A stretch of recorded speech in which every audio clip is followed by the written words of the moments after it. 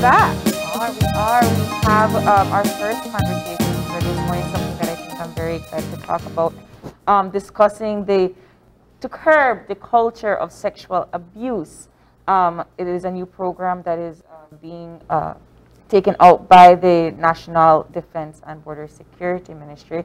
And joining us via Zoom, we have Minister Florencio Marin Jr., who is the Minister of National Defense and Border Security, as well as Admiral Elton Bennett, who is the Commander of the Belize Coast Guard. Joining us in studio, we have Brigadier General Azariel Loria, who is the Commander of the B.D.F. Thank you so much, gentlemen, for joining us to have this conversation. Good morning. Good morning. So let me just start off by saying that it is extremely important that you all are, commanders of your particular organizations, and you are willing to come out and talk to us about this this topic. It's not an easy topic to discuss, given the sensitivity of the situations, right? So thank you so much for coming in. Minister, I want to start with you. I want to discuss what conversations or discussions did you have that led you to begin this program? Well, good morning, everybody, and thank you for inviting us to this program. I was in the military some years back, and it is something that we are aware of then. And so when we come into the ministry, in particular after the leadership of the Prime Minister, as I think anyone can see, he is very active in issues, particularly when it comes to women participation in governance. So I think it's something that its time has come for us to take it head on. And I do believe in partnership with the Minister Karim Musa and his ministry that we feel that we are ahead of this. We're taking this issue head on. And that's why earlier in the year we launched the Joint Sexual Violence Prevention and Response Program.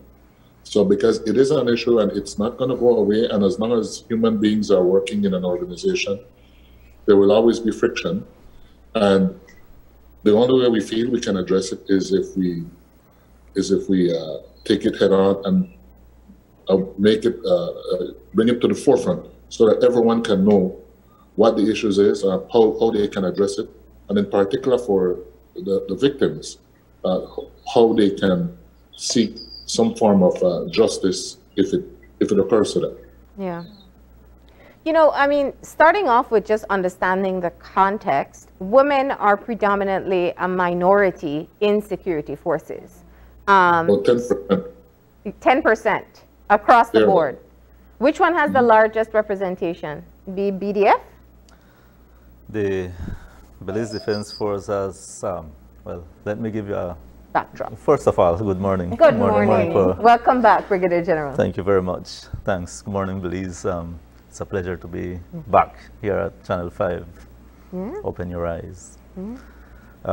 Yes, I think that I mentioned earlier that the B.D.F, there was an unwritten rule that when we just joined, Minister Marin and I were both lieutenants many moons ago. There was an unwritten rule that the B.D.F was to have no more than 10% or something to that effect. But when it comes to women in the B.D.F, now over the years that has changed, and it is the B.D.F is open to anybody to join, and that's the new policy that we have been given by ministry, and we are abiding towards it. We have made drastic steps in trying to recruit women to become officers in the Belize Defense Force. We have about, we're still struggling. I don't know if it is because of the rigorous training of what the military does, but it's not a unique problem to the B.D.F. It's throughout the world, throughout militaries, and we're struggling to invite the women, the brave women of Belize to come and join us, join the security forces. And of course, in order to do that, we have to empower them, the empowerment, give them the opportunities, equal opportunities, so that someday we will have that 50-50 that we require. Yeah. To match the population that we live in. Yes, because I believe that women, when comparing ratios, women are a little more than us in most countries. So, before we go any deeper into this conversation, because I know the program is about preventative policies and strategies. Brigadier General, I know you're still in your orientation phase, I'd imagine, but you are very well aware of the issues that have repeatedly been reported from the Belize Defense Force regarding sexual violence, sexual harassment within the force, perpetrated by members onto female members. Yes. And let me just ask, have you had any zero policy conversation? What's been your move so far? Right. Upon taking over, but this went before that, because of the constant allegations that we were having, and that we were not doing enough.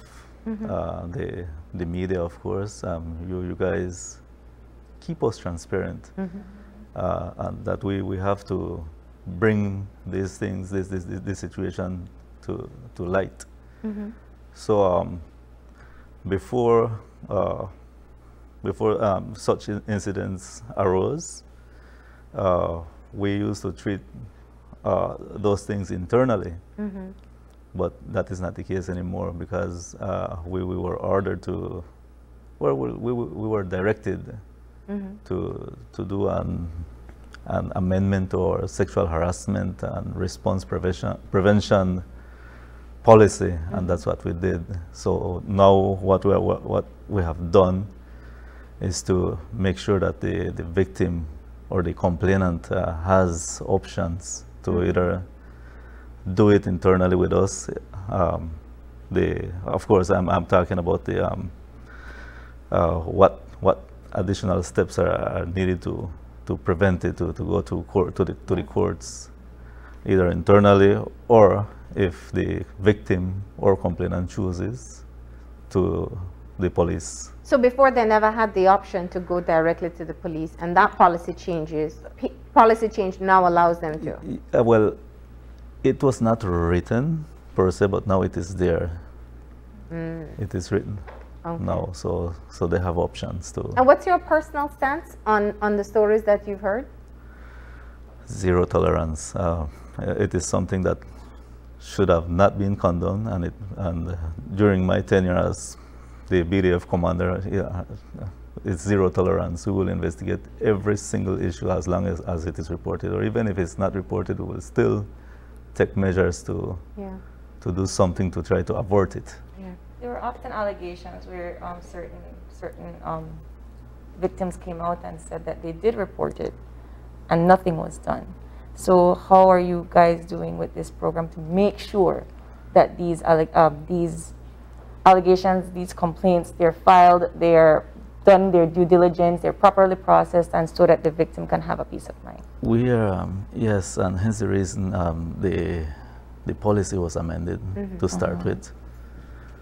That is one, and there have been cases that didn't go as well, and we constantly do case studies. We do OPDTs, Officer Professional Development Training. We were having one next week, in which we study the cases and formulate ways on how to improve the treatment that the women or the victims so deserve. Thank you for responding to that. And I guess if we can get Admiral Bennett in. Admiral, let's talk about the situation at the Coast Guard. What are you finding? Good morning, Marlene, and good morning, Belize.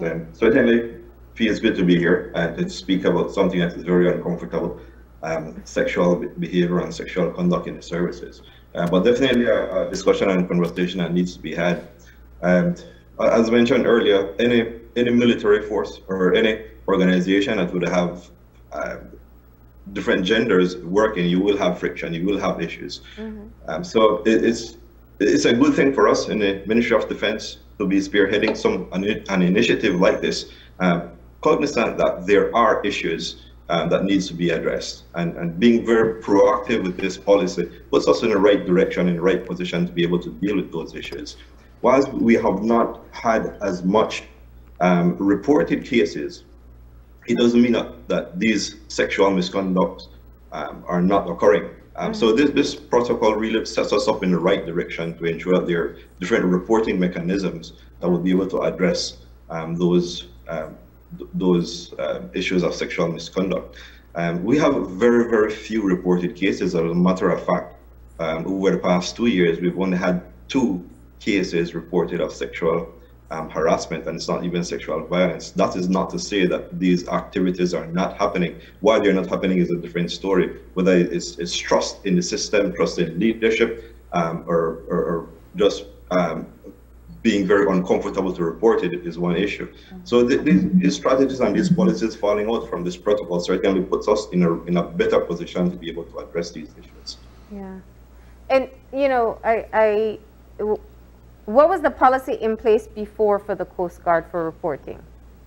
It's a zero tolerance policy, and we have our own regulations, which is very stiff when it comes to misconduct of a sexual nature, and we enforce that. And I must say that the men and women in the Belize Coast Guard have, over the past few years, have been able to adhere to those regulations for the most part. So we have been able to enforce, and I've recently dealt with 2 charges of disciplinary cases that came out of sexual misconduct, harassment, that would be. So it's a zero tolerance, honestly. And everyone along the chain of command is cognizant of the leadership intention to deal with every reported case of sexual misconduct. Let me bring this question to the minister, because we can liken it to political victimization almost, because the difference with security forces is that there is a built-in hierarchy, and it is, I would imagine, very challenging for any person who is deemed of lower rank to have to make a complaint or to raise a red flag about someone who is higher than them. And if we function like that subliminally in society, but this is set out in military organizations. How do the new policies empower and support people who are of lower ranks to ensure that they can make the complaint safely, it'll be followed through, but there'll also be no future victimization in their progression in the forces? That is a very good question, Marlene. I really like that question. First of all, not just because we're adopting this new program means that in the past we didn't have anything in place. Of course, like everything in life, we must always work on improvement. Every soldier and every sailor in their training very well knows how to reach their commander. They have all the right to make any complaint, whether in writing or verbally. They have never been denied that. Of course, that comes with its limitations, because what if it is your commander who is the one victimizing you? Hence, part of this new program now is where General Loria just spoke of their ability to go outside and report it to the police, because at times we all do know it would be uncomfortable. How do you report an incident to your commander when he or she is the one victimizing you? So by now going to the police, it is now allowing them the freedom to move to seek some sort of justice for whatever is happening to them. I think it empowers them even more so now, Marlene. So that is something that I feel very proud of now, that we are trying to find every which way to minimize these issues. To say that it will not happen in the future, I don't think we can assure you of that. But one thing I can tell you, and I know the commanders will support me on this, is that we will address this issue head on. We're not going to shy away from it. It is always impressive to see young people join the military, because most people already know the challenge that it's going to be. It is particularly impressive to see young women who want to join. As I go around the country, I find many of them wanting to engage either the Police Defense Force or the Coast Guard, and they're looking for it as a career. Yeah. And as someone told me the other day, you know, when it comes to these things, we now have to look for the right person for the job. It is not now the right sex for the job. It is now the right person for the job. So we're kind of proud of this program in that now it allows potential victims now other avenues how they can report it with the confidence that it will be addressed properly for them. Can I just add a little bit more to that particular question, Marlene? We were just talking about this morning about cases that go unsolved or they go without justice from the victim, right? So if the victim or the complaint goes to the police, what are the other steps that happens next? How is the B.D.F or the Coast Guard going to work alongside with the police in order to make sure that the allegation is proven correct, or to make sure that the victim gets justice? Because more often than not, unfortunately, nobody is monitored, especially if you are going to complain against your higher ranking officer. You know, oftentimes, and I'm sorry to say it, but men in power will never admit that they do something wrong. So how is it that you are going to make sure that after the complaint is being done to the police, that the investigation continues and follows through? To the minister or? Whoever wants to answer my question. Go ahead, Minister. Go ahead, Minister. Yes. Well, firstly, I guess that is why we have this now, that they can move around. For the police to fully investigate it. They're the main group that does these investigations. So it is done. I mean, if we can't go to the police, I don't know where else we can go. But as well, the potential victim also has the right, if they don't want to pursue it any further, if they don't want any publicity, they can make that declaration to the police, and it will be handled totally discreet. So the victim's protection is first. If they want to pursue it as far as they want to go, they have that right to do so. And some people, for the stigma, sadly, that it brings, well, they prefer for it to be just to report it, and for whatever reason, maybe just go after, or at least bring it aware to the proper authorities to address it discreetly. So yeah, I believe it now allows the victim that freedom that, you know, sometimes they don't want this publicity that comes about. They are the ones who will decide how that will proceed. It won't be the police or the hierarchy. Yeah. It will be the victim who will choose. Do they want to go all the way, or they just want to report it to bring a stop to it? Can I just following up on that, does the victim then have protection from the organization after they've made that complaint? How are they protected? Are they able to continue doing their job safely in the environment after they have filed said complaint? Can I jump in on that? Yeah, yes. So what we're looking at here is sexual violence, and anything along that line would more than likely be very criminal in nature. Right. What would happen is the offender would be, if he's criminally charged or under investigation, would be placed on interdiction, which means he's taken out of the service. He's off until the court case is finished. And then the victim or the survivor has that opportunity to continue to work in an environment free of that individual. So that's where the criminal aspect comes into play into this policy that takes the offender out of the picture to ensure that the victim can continue work in a safe environment. Mm-hmm. You wanted to follow? Yes, just to add to the minister's train of thought.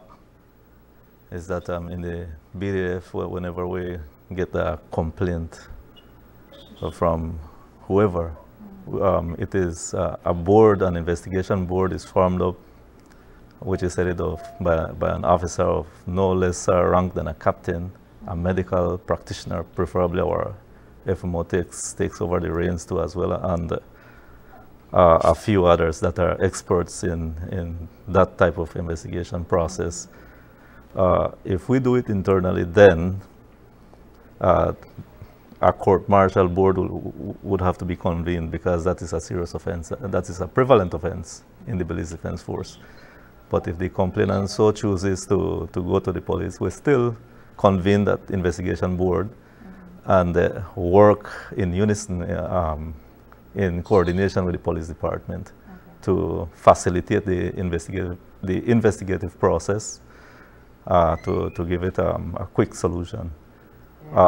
And again, how do we protect the individual, the victim, is something similar to what the Admiral has mentioned. The person, or the person that has made that, the person at hand is put on interdiction or is suspended from duties. And the victim, or the complainant, is counseled. We usually get somebody to counsel them, a professional counselor. That was my next question. I wanna jump in here with a different topic, because Admiral Bennett, I believe you mentioned that the two cases that you had reported of recent were sexual harassment. Does the policy set out clearly what is included on the sexual harassment? Because I know you work with the UN Spotlight Initiative, which is under the United Nations. And one of the things I think in Belize culturally that we don't recognize is what is classified as sexual harassment. Inappropriate conversations, innuendos, inappropriate touching, asking people invasive questions, commenting on someone's bodies. These are all considered, and these are just on the minor scale, but these are all things considered sexual harassment. So is that clearly defined in your new policy, and how do you implement it where culturally people are people disregard it? So first of all, let me highlight that this policy does not trump the Sexual Harassment Act, and in that act spells out in detail what the employer and the organization is responsible to create and to enforce, but also the responsibility of ensuring that all of those sexual harassment or sexual misconduct are captured within a legal framework. In my case, what I had to do, because this exceeded the capacity of the Coast Guard in one of the two cases that I recently tried, that I had to seek advice outside of the Belize Coast Guard. I had to seek the ministry's advice, and I had to seek legal expertise advice with how a case like this would be handled in court, because we did not, at least at that point in time in my mind, did not have enough evidence to come to a conclusion that would be fair enough, I think. So we had to seek advice, and we were referred to the different policies and that legislation to ensure that whatever we're doing inside the Coast Guard and with these policies, that we're able to use a broad range of policies and legislation that are available. So yes, we can capture certain aspects of the Coast Guard regulations that would be able to address the offense. The Sexual Harassment Act, or this policy, the Sexual Violence Response Program policy. So there must be in one of those legislation or policies some area that you can use to address or to try those cases. And in that particular case, because very often sexual harassment can escalate into sexual violence. Because culturally we are not at a place where we call it out, many times victims are seen as too petty. Women are dismissed as emotional or too sensitive. And these are perhaps things that will be far less controllable in your environment. What is the plan in changing the cultural knowledge of what is right or what is appropriate between the members of the forces?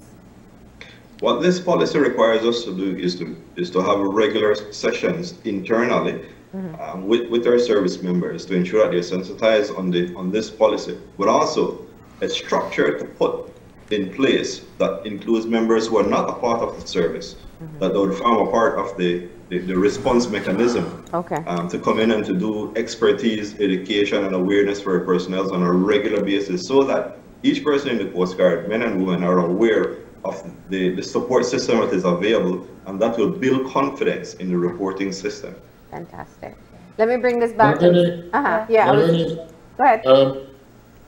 One of the things that I do want to say, and I believe the military organizations, the ethos of it enables and empowers everyone to stand up for themselves. So yes, we know the cultural bias that they enter within the military, but with the training, right, every soldier, be female or male, knows very much they can stand up. Now, that is not to say we don't have issues, and we will never deny that.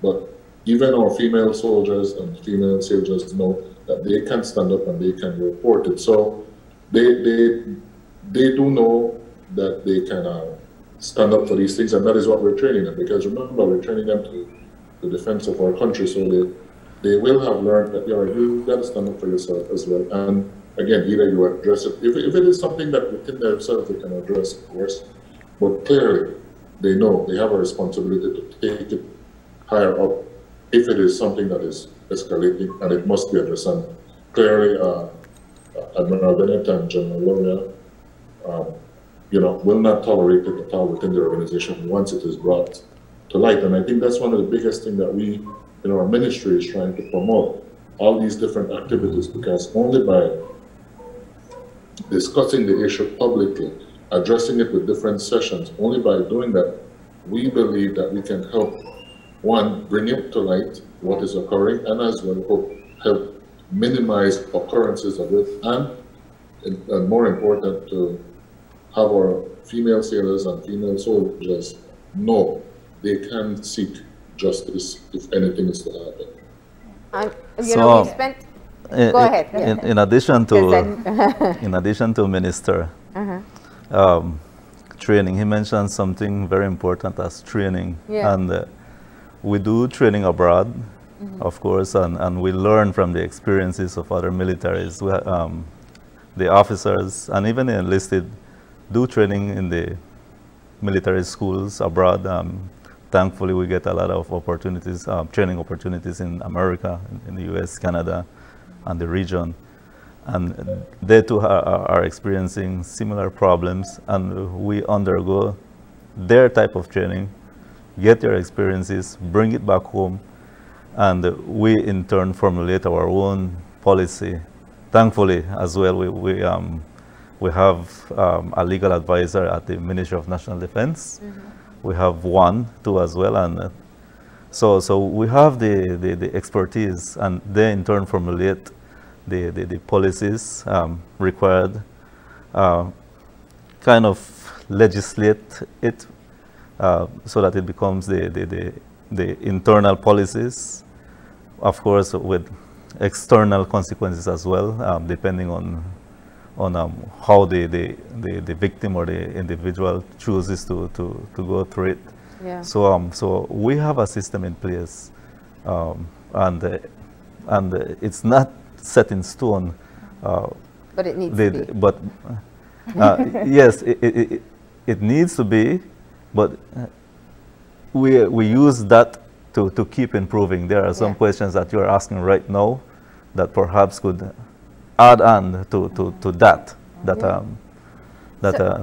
I mean, and that's why I find this program so interesting, because it really is taking a step further than the zero policy speech that you may give to your staff when there's actually something in place to follow through on. I know we've taken this conversation, much of it, as we start to wind down, looking at what happens when something has already taken place.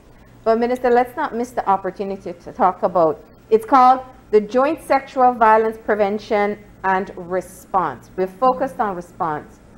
Can we close off in talking about what is the prevention that's being put in place? Because if we can prevent any human being from having to be spared of sexual violence, that alone is worth it. Again, yes, you're correct. Prevention is definitely better than addressing crime. And that is why we are active, the Coast Guard and the B.D.F. is active in these seminars where they bring these things to light. They look at the different potential issues. That is happening, I believe, on the 24th of this month. The Coast Guard is hosting a leadership conference, and if I'm not mistaken, the keynote speaker will be the Governor General, Honorable Forla Sanam. So it is through these efforts that we will be able to bring it to the light, keep it there, that hopefully in the future we can reach that stage where it is something that you know, we can hopefully eliminate. But to just let you know that we will not have any of these in the future, we can't say that, but that the ministry and the B.D.F. and the Coast Guard will shy away certainly not. We plan to be the leading organizations that will address these head on, even if some horrible incident is occurred. We're not going to run away from it. We're not going to shy away from it. We're going to address it. Mm-hmm. With that in mind, I just want to let you know, I believe in the previous recruitment for cadets for the B.D.F., if I'm not mistaken, I think there were more female cadets than male cadets selected, which I think is showing the signs of the times. It's encouraging that young women are seeing the B.D.F. and Coast Guard as a potential career, and as well seeing that they're beginning to succeed. So we feel that our organization, with all the issues that we have to address, we feel that we still get the confidence of these young women to enter both organizations. It is tough, it is challenging, but they do know that they will be respected and that through their hard work, they can rise to the top just like anyone else. So I just wanted to also ask, it doesn't matter, you could answer, or the minister could answer, but when it comes to, you guys have already begun trainings, you guys have already begun seminars, how are the members in your distinct organizations, how have they been responding to these trainings? Do they see it as important? And I'm more specifically talking about the men, right? Because I know the women think it's important. So how are the members of your organization responding to it? Do they find the importance? And yeah, are they going to, do you believe then that this is going to be something with a positive outcome? There is an ongoing case right now, because one was reported last year. It's ongoing. The person has been placed on interdiction, and the victim, the complainant, is being counseled. And we are learning. And the troops, the force, the members of the force, they are learning. They are watching, and it is our hope that there is not another repeated offense. But of course, training is something valuable, as Minister has said. There is going to be something on a leadership training session at the Coast Guard, of which we have been invited to attend, and we will.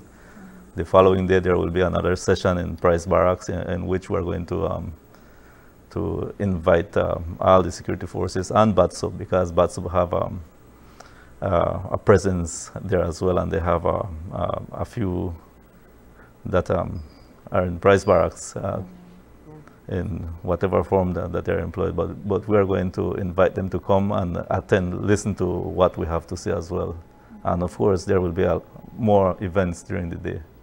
All right. Well, gentlemen, I appreciate that we have heard from you across the board that there is a zero policy approach being taken, and that it is supplemented by things like this prevention and response program. We do hope that if something does arise, we hear you step out and say the same under those circumstances, because the country is watching, and this is an issue that we have to get control of. So thank you all so much. Thank you. Thank you very much for having us. All right. Thank you very much. With that, we're going to go ahead and take a break. Yes, and we'll be right back with our second conversation.